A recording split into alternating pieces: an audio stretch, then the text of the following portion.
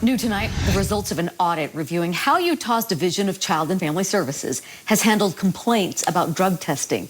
The review is in response to reporting last fall by our KSL investigators. Yeah, our team revealing drug testing doubt inside Utah's child welfare system. KSL investigator Daniela Rivera reporting tonight on why some parents are calling for change.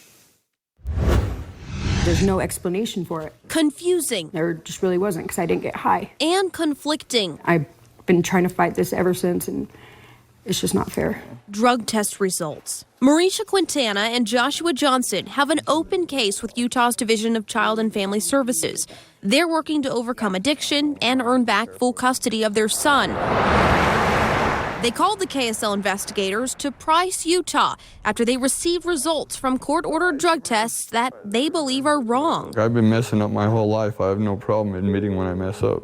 In January, Morisha did 2 urine tests in one day, one with AverHealth, the company DCFS used to contract with for testing, and the other through a recovery program. That second test came back negative, but the AverHealth test was positive, and that's the result DCFS reported to the judge. Nobody wants to believe me. They said their test is confirmed, their test is what's right, and they got to go by science. Their story is familiar. Our team has already investigated similar claims from other families. But Joshua and Morisha might be one of the last Utah families to deal with concerns over the accuracy of AverHealth's tests. DCFS ended its contract with AverHealth in January. They now use Utah-based company Beechtree. We are here to serve families. DCFS Director Tanya Myrup would not discuss any specific cases with us, despite Joshua and Morisha signing legal waivers allowing the agency to do so.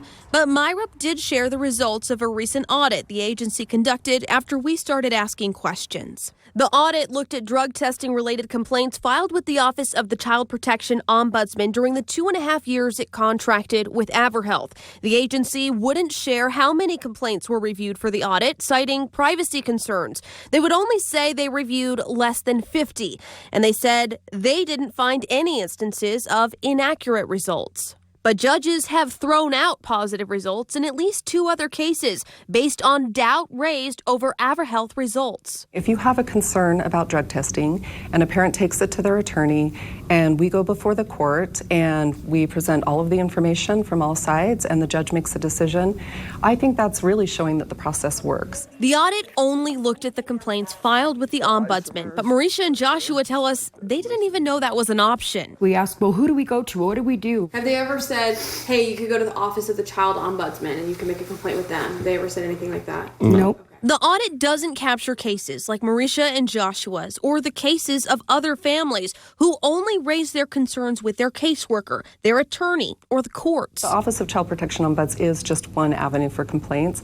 and we really looked at that because it was one area that we could get the data to look into the cases to see what was happening. Based on that limited data, Myrup says there are no plans to make changes to DCFS drug testing policies or how families can challenge results. If we do get information that shows that we can improve services or we need to change policies, we will definitely go that direction. Parents tell the KSL investigators the consequences for a positive test are often immediate. I got my unsupervised visits taken away. While fighting to challenge those results can take weeks, even months. And for those families, In the meantime, we're losing time with our son. the stakes couldn't be higher. Something's got to be done. Morisha tells me they never got to the bottom of those conflicting results from January, but she says they haven't received any more results that they believe are wrong, and they now have their son back at home with them on a trial home placement. If there's a story you want the KSL investigators to look into, call, text, or send me an email at Daniela@ksl.com. Mike and Deanie. Yeah, impressive investigation there. Daniela, thank you.